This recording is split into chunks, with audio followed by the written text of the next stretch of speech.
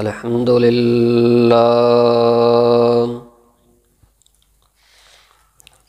لله نحمده ونستعينه ونستغفره ونعوذ بالله من شرور أنفسنا ومن سيئات أعمالنا من يهده الله فلا مضل له ومن يضلله فلا هادي له ونشهد أن لا إله إلا الله وأشهد أن محمدًا عبده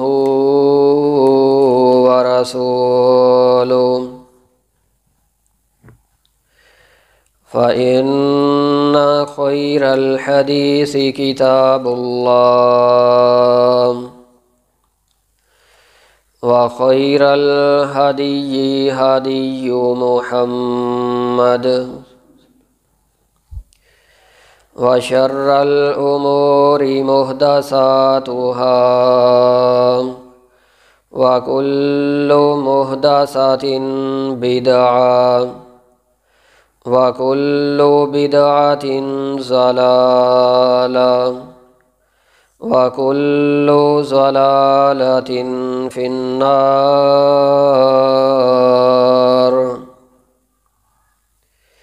يا أيها الناس اتقوا ربكم الذي خلقكم من نفس واحدة وخلق منها زوجها وبث منهما رجالا كثيرا ونساء واتقوا الله الذي تساءلون به والأرحام إن الله كان عليكم رقيبا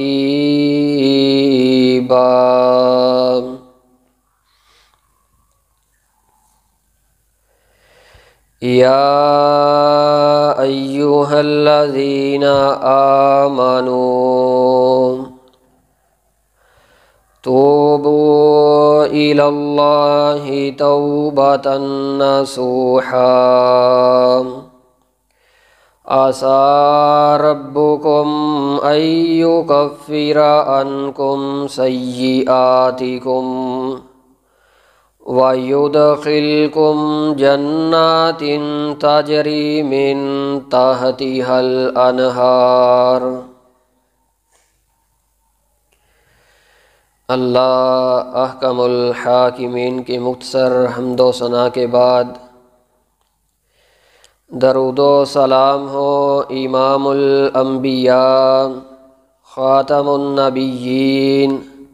رب کے حبیب جناب محمد الرسول اللہ صلی اللہ علیہ وسلم کی ذات گرامی پہ۔ اللہ رب العزت قرآن مجید کے اندر اعلان فرماتے ہیں، بیان کرتے ہیں، یا ایھا الذین آمنوا، اے ایمان والو، توبوا الی اللہ توبۃ نصوحا، اللہ تعالیٰ کے ہاں توبہ کرو، اور توبہ توبۃ نصوحا، توبہ مخلص ہو کے خالص اللہ تعالیٰ کی طرف رجوع کر کے اپنے رب سے، خدا سے معافی طلب کرو۔ اللہ تعالیٰ نے انسان کو پیدا کیا ہے، ایک اکیلا واحد مقصد ہے کہ وَمَا خَلَقْتُ الْجِنَّ وَالْإِنسَ إِلَّا لِيَعْبُدُونَ، انسان اور جن کو پیدا کرنے کا مقصد صرف اور صرف اللہ تعالیٰ کی عبادت ہے۔ اللہ رب العزت نے اپنی عبادت کے لیے بڑی تعداد میں فرشتوں کو پیدا کیا ہے، اور فرشتوں کی تعداد وہ ہے جو ہر وقت بیت اللہ کے نزدیک 70,000 فرشتے ایک وقت میں طواف کرتے ہیں، اور وہ فرشتے جو ایک مرتبہ طواف کر لیتا ہے قیامت تک دوبارہ اس کا وقت نہیں آتا، اسے مہلت نہیں ملتی، اتنا زیادہ تعداد میں اللہ تعالیٰ نے فرشتوں کو پیدا کیا ہے۔ اور وہ فرشتے ایسے فرشتے ہیں جو کبھی خطا نہیں کرتے، کبھی گناہ نہیں کرتے، کوئی سرکشی نہیں کرتے۔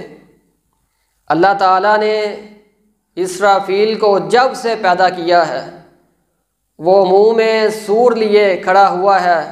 اور اللہ کی طرف نگاہیں ہیں کہ اللہ کس وقت تیرا اشارہ آئے اور میں اس سور کے اندر پھونکوں۔ وہ فرشتے جو ہر وقت اللہ تعالیٰ کی رضا چاہتے ہیں، اللہ تعالیٰ کی عبادت کے لیے تیار ہیں، اور وہ فرشتے کچھ فرشتے ایسے ہیں جو اللہ تعالیٰ نے جب سے ان کو پیدا کیا ہے وہ رکوع کے اندر ہیں، اور کچھ فرشتے ایسے ہیں وہ سجدے کے اندر ہیں جب سے اللہ تعالیٰ نے ان کو پیدا کیا ہے، اور وہ اللہ کی تسبیح، تحلیل، حمد و ثنا بیان کر رہے ہیں۔ اللہ جب تو نے اتنی زیادہ تعداد میں فرشتوں کو پیدا کیا تو انسان کو پیدا کرنے کا مقصد کیا تھا؟ اللہ رب العزت قرآن مجید کے اندر اعلان فرماتے ہیں کہ وَمَا خَلَقْتُ الْجِنَّ وَالْإِنسَ إِلَّا لِيَعْبُدُونَ، کہ ہم نے جن و انس کو پیدا کیا اپنی عبادت کے لیے۔ فرشتے خطا نہیں کرتے، گناہ نہیں کرتے، سرکشی نہیں کرتے، اپنے رب کو ناراض نہیں کرتے، لیکن رسول اللہ صلی اللہ علیہ وسلم نے فرمایا کہ جب انسان خطا کرتا ہے، جب انسان گناہ کرتا ہے، کوئی اللہ تعالیٰ کی نافرمانی کرتا ہے، اس کے بعد اللہ تعالیٰ سے معافی مانگتا ہے، توبہ کرتا ہے، استغفار کرتا ہے، رسول اللہ صلی اللہ علیہ وسلم نے فرمایا یہ اللہ تعالیٰ کو فرشتوں سے بھی زیادہ محبوب ہے، کہ جو بندہ اللہ تعالیٰ کے ہاں معافی مانگے، گناہ کرتا ہے، شرمندہ ہو جاتا ہے، اللہ تعالیٰ نے انسان کو پیدا ہی اس لیے کیا ہے کہ انسان تو خطائیں کرے گا، گناہ کرے گا، اور تو جب اللہ سے معافی مانگے گا، اللہ کے آگے شرمندہ ہوگا، توبہ کرے گا، اللہ تعالیٰ نے تیرا مقام فرشتوں سے بھی بلند کر دیا ہے۔ وجہ یہ ہے کہ انسان اگر توبہ کرے، اگر معافی مانگے، کوئی گناہ ہو جائے، اس کے اوپر شرمندہ ہو جائے، اللہ تعالیٰ نے انسان کو پیدا کرنے کا مقصد یہ بیان کیا ہے کہ فرشتے تو خطا نہیں کرتے، فرشتے غلطی نہیں کرتے، انسان عبادت بھی کرے گا، خطائیں بھی کرے گا، گناہ بھی کرے گا، اپنے رب کے سامنے شرمندہ بھی ہوگا، معافی بھی طلب کرے گا، اللہ تعالیٰ اسے معاف بھی کریں گے۔ حضرت انس رضی اللہ عنہ حدیث کو بیان کرتے ہیں، فرماتے ہیں رسول اللہ صلی اللہ علیہ وسلم نے فرمایا کل بنی آدم خطاء وخیر الخطائین التوابون، کہ آدم کی ساری اولاد خطا کار ہے، ساری کی ساری اولاد گناہ گار ہے، اور سب سے بہتر خطا کار وہ ہے، سب سے بہتر گناہ گار وہ ہے جو التوابون، زیادہ توبہ کرنے والا ہے، معافی مانگنے والا ہے۔ اللہ نے یہ نہیں کہا کہ جو بندہ گناہ کرتا ہے، سرکشی کرتا ہے، اللہ کی نافرمانی کرتا ہے، وہ بندہ گندا ہے، وہ بندہ اللہ کا نافرمان ہے، اللہ تعالیٰ اسے معاف نہیں کریں گے، اللہ کے نزدیک اس کی اوقات نہیں، بلکہ رسول اللہ صلی اللہ علیہ وسلم نے فرمایا اللہ کو بڑا پسند ہے ایسا بندہ جس سے نہ جانے میں خطا ہو جائے، گناہ ہو جائے، جب گناہ ہو جائے فوراً اللہ تعالیٰ کے ہاں شرمندہ ہو، استغفار کرے، معافی مانگے، اللہ گناہ ہو گیا ہے مجھے معاف کر دے، اللہ تعالیٰ اس بندے سے محبت کرتے ہیں۔ عبداللہ بن مسعود رضی اللہ عنہ حدیث کو بیان کرتے ہیں، اس حدیث کو سننے کے بعد ہم سب اپنا شمار کریں گے کہ ہمارا شمار کن گناہ گاروں کے اندر ہوتا ہے۔ بیان کرتے ہیں کہ اللہ کے حبیب علیہ السلام نے فرمایا، ایک مومن آدمی، ایک مسلمان آدمی جب کوئی گناہ کرتا ہے، کوئی گناہ ہو جاتا ہے، وہ اس گناہ کو اتنا بڑا جانتا ہے کہ جیسے اس کے سر کے اوپر ایک پہاڑ کو کھڑا کر دیا گیا ہے، کسی بھی وقت وہ اس کے اوپر گرنے والا ہے۔ اتنا زیادہ خوف اس کے اوپر اور اتنا زیادہ اللہ تعالیٰ کا رعب، ڈر، دبدبا ایک گناہ کی وجہ سے، سرکشی کی وجہ سے وہ محسوس کرتا ہے کہ کسی بھی وقت میں اس پہاڑ کے نیچے آگے ختم ہو جاؤں گا، یہ پہاڑ مجھے مسل دے گا۔ ایک گناہ کرنے کے بعد، خطا کرنے کے بعد ایک مومن کی یہ علامت ہے، یہ نشانی ہے، اس کی حالت یہ ہوتی ہے، گناہ کرنے کے بعد اتنا بڑا گناہ کو جانتا ہے۔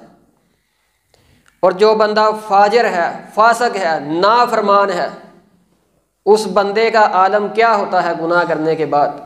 رسول اللہ صلی اللہ علیہ وسلم نے فرمایا کہ جب ایک فاجر، فاسق گناہ کرتا ہے، وہ اس گناہ کو اتنا ہلکا جانتا ہے جیسے ناک پہ مکھی بیٹھی، اسے ہاتھ کے ساتھ اڑا دیا، گناہ کیا، اس کے بعد کوئی اللہ تعالیٰ کا خوف اس کے اوپر طاری نہیں ہوتا۔ یہ مومن، فاجر اور فاسق کی نشانی رسول اللہ صلی اللہ علیہ وسلم نے بیان کی ہے کہ گناہ تو مومن سے بھی ہوگا، خطا مومن سے بھی ہوگی، لیکن مومن کی علامت یہ ہے، ایک مومن کی نشانی یہ ہے کہ جب وہ خطا کرتا ہے، وہ گناہ کرتا ہے، وہ گناہ کو اتنا بڑا جانتا ہے کہ کسی بھی وقت اس کے سر پہ جو پہاڑ کھڑا ہوا ہے وہ اس کے نیچے مسلنے والا ہے۔ اور فاجر اور فاسق اتنا ہلکا جانتا ہے کہ مکھی بیٹھی اڑا دیا، گناہ کیا، اللہ کا خوف نہیں، گناہ کیا کوئی پرواہ نہیں، قبر یاد نہیں، اللہ تعالیٰ کے سامنے کھڑا ہونا یاد نہیں۔ ہر انسان کو، مسلمان کو، مومن کو اپنا محاسبہ کرنا چاہیے کہ ہم کس طرح کی نشانی ہمارے اندر پائی جاتی ہے، ایک مومن والی یا فاجر والی۔ گناہ ہوتا ہے، اللہ تعالیٰ سے معافی طلب کرتے ہیں، آنکھوں میں آنسو آتے ہیں، اللہ کے سامنے شرمندہ ہوتے ہیں یا نہیں ہوتے۔ اگر ہماری علامت یہ ہے کہ گناہ کرنے کے بعد ہم گناہ کو گناہ جانتے ہیں،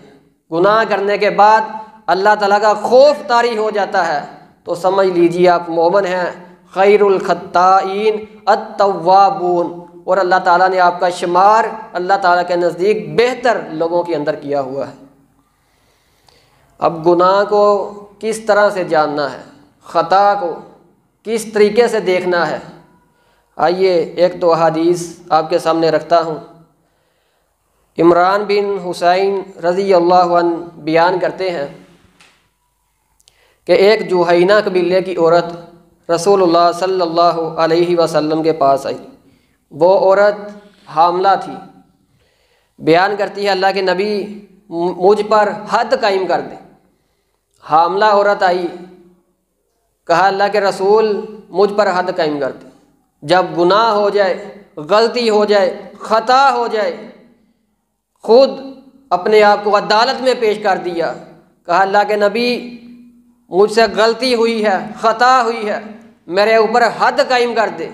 رسول اللہ صلی اللہ علیہ وسلم نے فرمایا، اس کے سرپرست کو بلایا اور فرمایا احسن الیہا فاذا وضعت فاتینی بیہا، جاؤ اس کی اچھی دیکھ بھال کرو، اور جب یہ عورت بچے کو جنم دے اس کے بعد میرے پاس آنا۔ وہ عورت گئی، بچے کو جنم دیا، دوبارہ رسول اللہ صلی اللہ علیہ وسلم کی خدمت میں حاضر ہوئی۔ آپ گناہ کے اوپر شرمندہ عورت کس طرح ہے، کہ وہ کئی مہینوں کے بعد عورت کو جنم دینے کے بعد یہ نہیں کہا کہ میں نے اللہ سے معافی مانگ لی ہے، میں اللہ کے ہاں شرمندہ ہوں، گناہ کیے کئی برس کئی مہینے گزر گئے، کئی دن گزر گئے، اب کیا عدالت میں پیش ہونا ہے، اب کیا اپنی پیشی دینی ہے، میں اللہ تعالیٰ کے نبی علیہ السلام کی عدالت میں نہیں جاؤں گی۔ اور رسول اللہ علیہ السلام نے طلب بھی نہیں کیا تھا، خود اپنے آپ کو پیش کیا، اور جب بچے کو جنم دے دیا، اللہ کا خوف، اللہ کا ڈر یہ تھا جو ایک مومن کی نشانی ہے کہ اس کے اوپر خوف کا عالم یہ ہوتا ہے کہ وہ عورت کچھ مہینوں کے بعد پھر اللہ کے حبیب علیہ السلام کی عدالت میں پیش ہوئی اور کہا اللہ کے نبی میں نے اس بچے کو جنم دیا ہے۔ رسول اللہ صلی اللہ علیہ وسلم نے اس کے اوپر حد قائم کی اور اسے رجم کر دیا۔ حضرت عمر رضی اللہ عنہ بیان کرتے ہیں کہ اللہ کے نبی علیہ السلام نے پھر اس عورت کا نماز جنازہ پڑھایا۔ حضرت عمر کہتے ہیں اللہ کے نبی یہ عورت نے بدکاری کی تھی، گناہ کیا تھا، تو آپ نے اس کی نماز جنازہ کیوں پڑھائی؟ رسول اللہ صلی اللہ علیہ وسلم فرماتے ہیں عمر اگر اس عورت کی توبہ 70 افراد کے اوپر تقسیم کر دی جائے اللہ تعالیٰ 70 آدمیوں کو معاف کر دے، 70 گناہ گاروں کو اللہ تعالیٰ معاف کر دے اس ایک عورت کی توبہ کی وجہ سے۔ اگر انسان سے خطا ہو جائے، انسان سے گناہ ہو جائے، ایک مومن کا عالم یہ ہوتا ہے کہ وہ گناہ کرنے کے بعد گناہ کو ہلکا نہیں جانتا، گناہ کرنے کے بعد وہ بے خوف نہیں ہوتا، گناہ کرنے کے بعد وہ گناہ کو ہلکا نہیں جانتا، بلکہ ایسے ہی جانتا ہے جیسے کسی زمین کے اندر وہ دنسنے والا ہے، اس کے اوپر آسمان گرنے والا ہے، اس کے پاؤں کے نیچے سے زمین نکلنے والی ہے۔ یہ ایک مومن کی علامت ہے کہ جب خطا کرتا ہے معافی مانگتا ہے، اللہ تعالیٰ کے ہاں اپنے آپ کو پیش کر دیتا ہے، اللہ تعالیٰ کے ہاں بڑا ہی پسندیدہ یہ بندہ ہے۔ حضرت بریدہ رضی اللہ عنہ حدیث کو بیان کرتے ہیں، فرماتے ہیں معیذ بن مالک رضی اللہ عنہ رسول اللہ صلی اللہ علیہ وسلم کے پاس تشریف لائے اور آ کے رسول اللہ علیہ السلام سے بیان کرتے ہیں یا رسول اللہ طہرنی، اے اللہ کے نبی مجھے پاک کر دیجیے، مجھے پاک کر دے۔ جب کسی انسان سے گناہ ہو جائے وہ شرمندہ کس طریقے سے ہوتا ہے،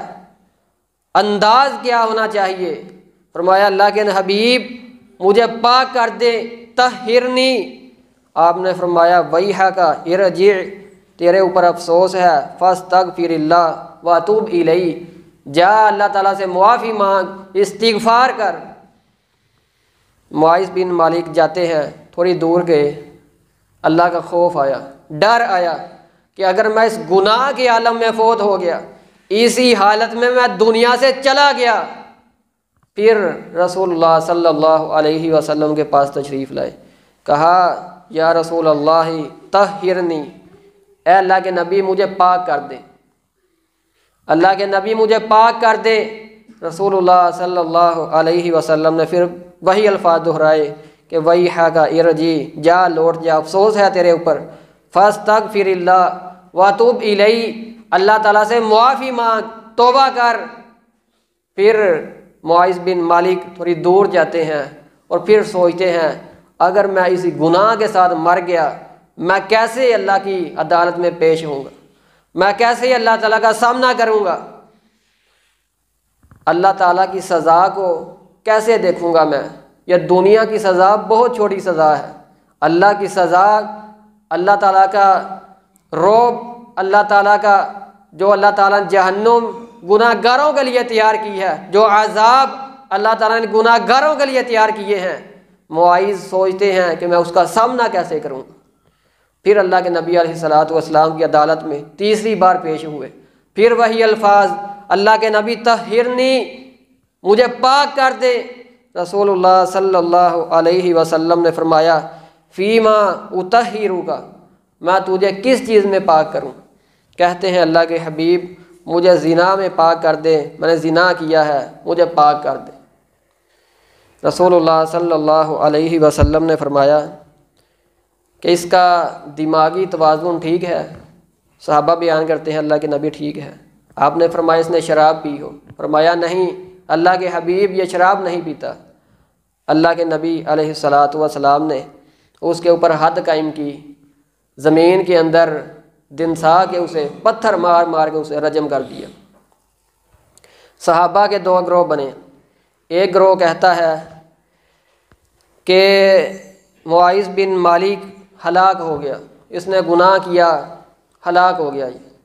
ایک گروہ کہتا ہے کہ معاذ سے زیادہ استغفار توبہ کس انسان کی اچھی ہو سکتی ہے، کہ معاذ بن مالک وہ ہے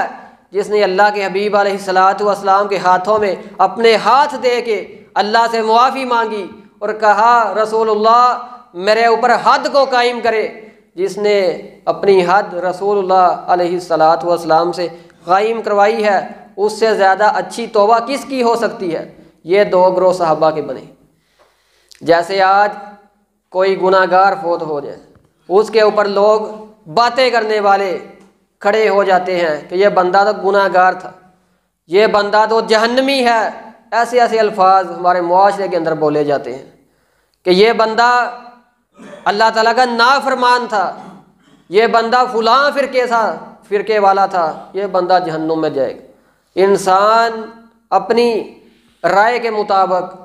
اپنے کم علم کے مطابق اس کے اوپر یہ حد قائم کرتا ہے، یہ جہنمی بندہ ہے یا یہ جنتی بندہ ہے۔ بندہ جو بھی اس کے متعلق بولے، رسول اللہ صلی اللہ علیہ وسلم نے فرمایا مرنے والے کے متعلق مسلمان ہے اچھا گمان رکھنا چاہیے اور اس کے لیے جنت کی دعا کرنی چاہیے۔ اگر وہ بندہ مرنے والا جنتی ہے، کسی بندے کے الفاظ سے منہ یہ نکلتے ہیں یہ بندہ گناہ گار تھا، جہنم میں جائے گا، رسول اللہ صلی اللہ علیہ وسلم نے فرمایا یہ اس کے الفاظ کہنے والے کے اوپر لوٹ آتے ہیں۔ اس لیے کسی انسان کے متعلق برا گمان نہیں رکھنا، خصوصاً جو بندہ مسلمان مر گیا ہے اس کے متعلق اچھا گمان رکھنا ہے اور اس کے متعلق اچھے الفاظ کہنے ہیں۔ یہ صحابہ کے دو گروہ بنے، ایک کہتا ہے معاذ ہلاک ہو گیا، دوسرا کہتا ہے معاذ بن مالک سے اچھی توبہ کسی کی توبہ نہیں ہو سکتی۔ رسول اللہ صلی اللہ علیہ وسلم تشریف لائے اور آپ نے فرمایا استغفروا لمعاذ بن مالک، معاذ بن مالک رضی اللہ عنہ کے لیے معافی طلب کرو، اللہ تعالیٰ سے استغفار کرو، اللہ تعالیٰ سے معافی مانگو۔ صحابہ کہتے ہیں اللہ کے نبی معاذ کے لیے کیسی معافی؟ اللہ کے حبیب فرماتے ہیں معاذ بن مالک وہ ہے اگر اس کی توبہ ایک گروہ کے اوپر، ایک بڑی جماعت کے اوپر اس کی توبہ کو تقسیم کیا جائے، اللہ تعالیٰ یہ گناہ گاروں کی جماعت کو معاف کر دے۔ یہ توبہ کا عالم ہونا چاہیے۔ گناہ کے بعد یہ طریقہ ہے اللہ تعالیٰ سے معافی مانگنے کا، اللہ تعالیٰ کی عدالت میں اپنے آپ کو پیش کرنے کا، کہ جو بندہ گناہ کرنے کے بعد ڈر جاتا ہے، معافی مانگتا ہے، رسول اللہ صلی اللہ علیہ وسلم نے فرمایا یہ بندہ مومن بندہ ہے۔ خیر الخطائین، اللہ تعالیٰ نے اسے بہتر خطا کار کہا ہے،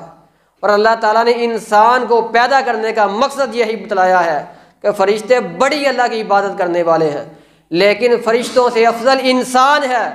انسان اس لیے ہے وہ غلطی ہو جانے کے بعد اللہ تعالیٰ کے ہاں شرمندہ ہو جاتا ہے، معافی مانگتا ہے، اپنے آپ کو گناہ گار شمار کرتا ہے اور اللہ کے عذاب سے، اللہ کے قہر سے ڈرتا ہے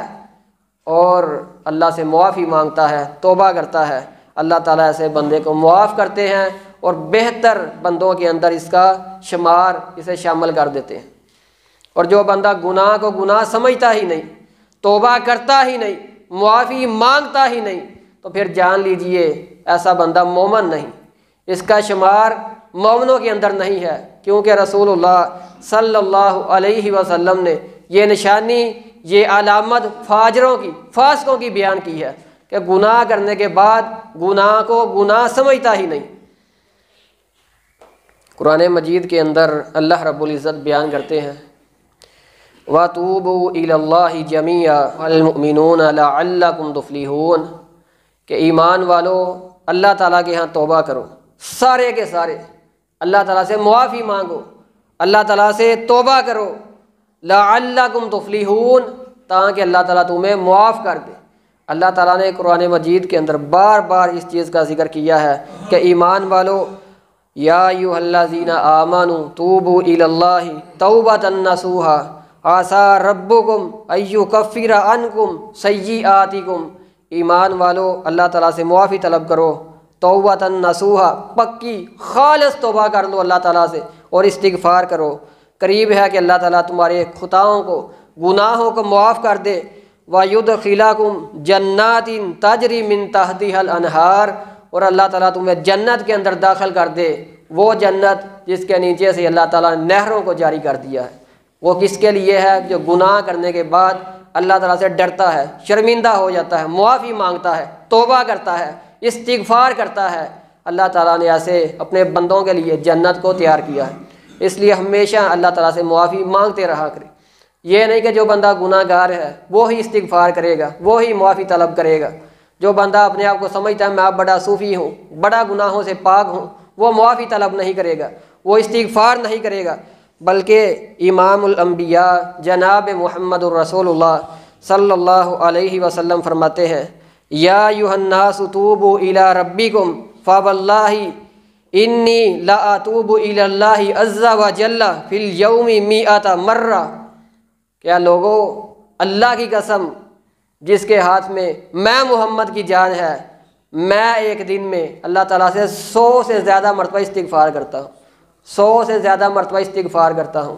اور بعض احادیث کے اندر رسول اللہ صلی اللہ علیہ وسلم نے فرمایا، میں اللہ کا نبی ایک مجلس کے اندر اللہ تعالیٰ سے 70 سے زیادہ مرتبہ استغفار کرتا ہوں، ایک مجلس کے اندر۔ اس لیے پتہ چلتا ہے کوئی بندہ گناہ گار ہے، خطا کار ہے، پھر بھی، یا وہ بندہ اپنے آپ کو گناہ گار شمار نہیں کرتا، پھر بھی اسے چاہیے اللہ تعالیٰ سے کثرت کے ساتھ معافی طلب کرے، استغفار کرے۔ اللہ تعالیٰ نے یہ علامت مومنوں کی اور